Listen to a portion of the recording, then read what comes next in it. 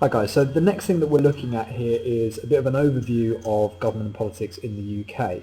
So before we start getting into our units analysing the political system of the UK and the issues associated with them, we want to have a general overview. One of the key approaches that we're going to look at is what's known as the linear model. This views the political system as a production process, as there are inputs, which could be seen as the raw material of politics. Then you've got a process that takes place with the institutions and individuals, and then decisions are made. After the decisions are made, the outcomes of the political process emerge in the form of action. So let's take a little look at these various things then. The first thing is inputs. So this includes things such as demands, responses, ideologies, crises, and paternalism. First thing then, demands. This is demands that are made by different groups in society. They usually entail the need for action to promote their interests or protect them from some sort of perceived threat. For example, farmers will campaign for subsidies and price support systems through common agricultural policy of the European Union, or nurses will look for a better deal from the NHS funding pool. So you get the demands.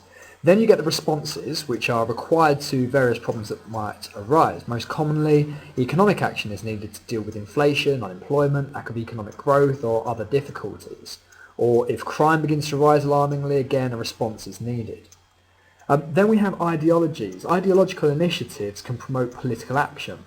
So politicians and parties they represent develop very strong political beliefs they wish to promote when they achieve power.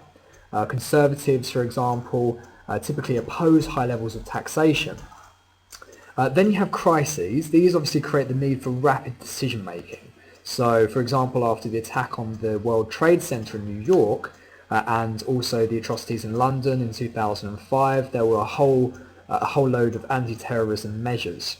And also because of the credit crunch as well, austerity measures were put into place. This last term here is called paternalism.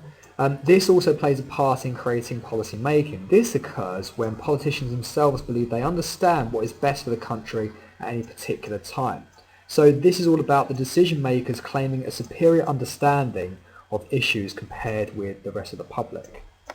So they're the inputs. The next thing then is processes. This is fairly straightforward. So we're looking here at the people who will analyse all of these various inputs. So the first thing is parties. Though of decreasing importance in modern politics, they have influence over the outcomes. So these are usually based on ideological demands. Political leaders, broadly so-called front benchers of majority parties, are those who ultimately have to make the decisions and be held accountable. Then we have civil servants and political advisors. They've got a dual role. They basically advise political leaders, but they're also sometimes on to make decisions themselves. We've also got quangos.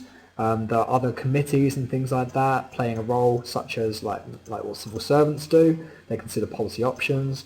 Parliament, they think about the role of political demands.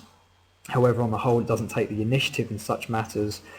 This is where individuals might go and debate various things, bits and pieces, like in the Commons. We've also got the Cabinet, about 25 senior government ministers. They're appointed by the Prime Minister, and they grant the official stamp of government approval on political decisions. And then obviously the PM, the Prime Minister, the apex of the process. Though she or he has to take account of all the other parts of the political system, it can still be overruled by Parliament or the Cabinet. Key decisions are made in Downing Street. Then the outputs, we've got legislation, these are new laws, ministerial decisions, often made without recourse to Parliament, broad policy, not specific decisions but general direction, and judicial rule is the final stage of the process when laws and decisions are challenged by citizens or government of citizens. Laws perhaps are unclear, and this is a tidying up process of clarity. So that's the linear process. There's also a pluralist model. We won't go into that into too much detail, but just a key point about the coalition. The reality of British politics changed dramatically in 2010 as this two-party coalition was formed.